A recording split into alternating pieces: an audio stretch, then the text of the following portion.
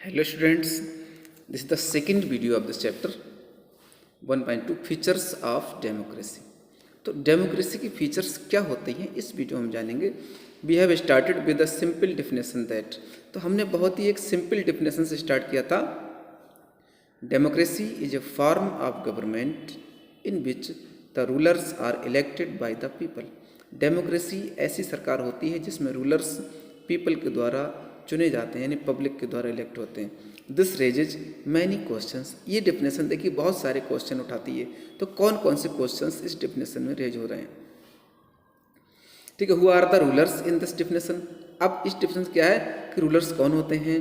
Which officers must be elected for any government to be called a democracy. तो किसी भी सरकार में कौन कौन से ऑफिसर्स इलेक्ट किए जाएं जिन्हें डेमोक्रेसी कहा जाएगा।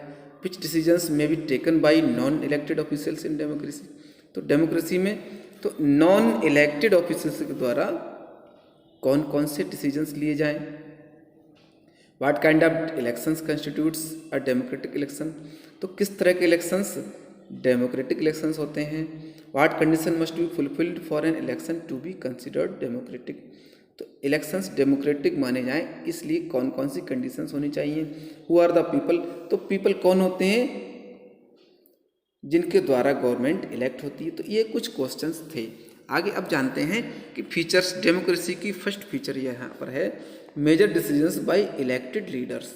तो पहली फीचर डेमोक्रेसी की कि मेजर डिसीजन इन मेन डिसीजंस इलेक्टेड लीडर्स के द्वारा लिए जाते हैं। जो चुने हुए लीडर्स हैं उनके थ्रू मेन डिसीजंस लिए जाते हैं। अब देखते हैं इन पाकिस्तान, एग्जाम्पल यहाँ पर पहले दिया है। In Pakistan general Pervez Musharraf led a military coup in October 1999।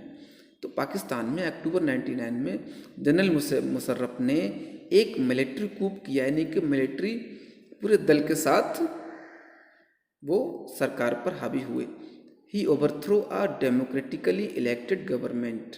उन्होंने डेमोक्रेटिकली चुनी हुई सरकार को ओवरथ्रो कर दिया, मतलब क्या हुआ, उखाड़ कर फेंक दिया। And declared himself the chief executive of the country.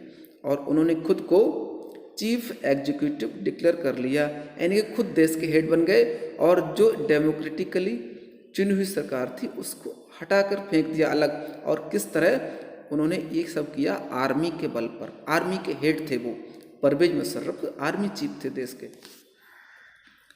ठीक है, लेटर उसके बाद क्या होता है देखिए, he changed his designation to president. और उसके बाद उन्होंने अपना डेजिग्नेशन चेंज किया और खुद प्रेसिडेंट बन गए। And in 2002 held a referendum in the country.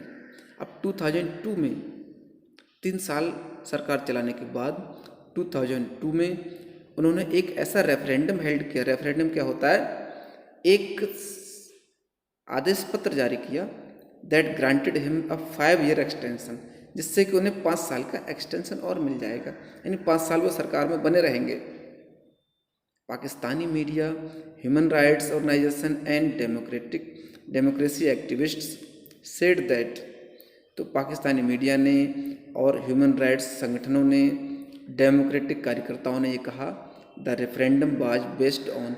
तो ये रेफरेंडम किस बेस पर था, जो सरकारी आदेश लाए थे परवेज मुशर्रफ, वो मेल प्रैक्टिसेस बेस पर रहा। यहाँ भी बढ़ दिया, मेल प्रैक्टिसेस मिस होता है और फ्रॉड मतलब गैर कानूनी था, वो गलत था। इन अगस्त 2002 में he issued a legal framework order. उन्होंने एक लीगल फ्रेमवर्क ऑर्डर इशू किया that amended the constitution of Pakistan, जिसमें क्या था एक ऑर्डर में कि जो पाकिस्तान के संविधान को चेंज कर रहा था। अमेंडमेंट मतलब संशोधन। अकॉर्डिंग टू दिस ऑर्डर, इस ऑर्डर के according the president can dismiss the national and provincial assemblies. तो ऐसा ऑर्डर लाया परवेज मुशर्रफ कि इसके अकॉर्डिंग प्रेसिडेंट नेशनल और प्रोविंशियल यानी राष्ट्रीय असेंबली और राज्यों की असेंबलीज को डिसमिस कर सकता था। The work of the civilian cabinet is supervised by.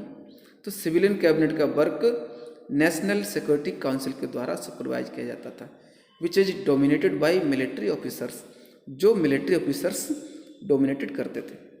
After passing this law, ये कानून पास होने के बाद elections were held to the national and provincial assemblies. तो नेशनल यानी कि सेंट्रल गवर्नमेंट और प्रोविंशियल स्टेट असेंबलीज के लिए इलेक्शन हुए। So Pakistan has had elections, इस तरह पाकिस्तान में इलेक्शन भी हुए। Elected representatives have some powers. तो इलेक्टेड रिप्रेजेंटेटिव के पास कुछ पावर्स भी थी, बट द फाइनल पावर यानी कि उन्होंने नाम के लिए इलेक्शन करा दिया पूरे देश में, but final power rested with military officers. तो फाइनल पावर किसके हाथ में थी? मिलिट्री ऑफिसर्स के हाथ में। एंड जनरल मुशर्रफ हिमसेल्फ, और हेड कौन थे जिनके? जनरल मुशर्रफ। तो clearly there are many reasons why Pakistan under general Pervez Musharraf should not be called a democracy.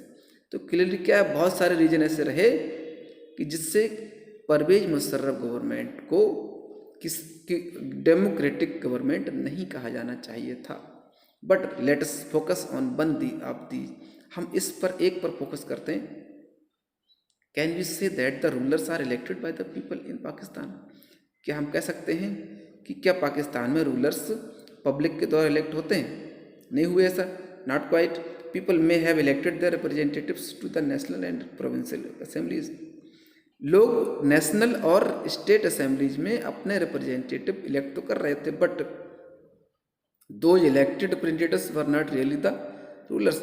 ये इलेक्टेड रिप्रेजेंटेटिव्स यानी MP MLA पूरे देश में इलेक्ट तो हुए, लेकिन वो रूलर्स नहीं रहे, not the rulers. They can not take the final decision. तो वो फाइनल डिसीजन नहीं ले सकते थे। The power to take final decision rested with army officials. तो जो फाइनल डिसीजन की पावर थी वो आर्मी ऑफिसर्स के हाथ में रही और जनरल परवेज मुशर्रफ के हाथ में। तो and none of them were elected by the people, और उनमें से कोई भी पब्लिक के द्वारा इलेक्टेड नहीं था। यानी डिसीजन लेने वाला पर्सन वो था जिसे पब्लिक ने इलेक्ट नहीं किया। डिसीजन वो ले रहे हैं जो आर्मी ऑफिसर्स हैं, जो परवेज मुशर्रफ के हाथों से चल रहे। तो एक नाम की डेमोक्रेसी बना दी वहाँ, और रियल में क्या था? एक डिक्टेटरशिप। तो this happens in many dictatorship and monarchies. तो ये सारी घटनाएं वर्ल्ड की बहुत सारे डिक्टेटरशिप में और मोनार्की सरकारों में होती हैं। आगे हम देखते हैं, देखिए फाइनल पॉइंट पे पहुंचेंगे इस टॉपिक के।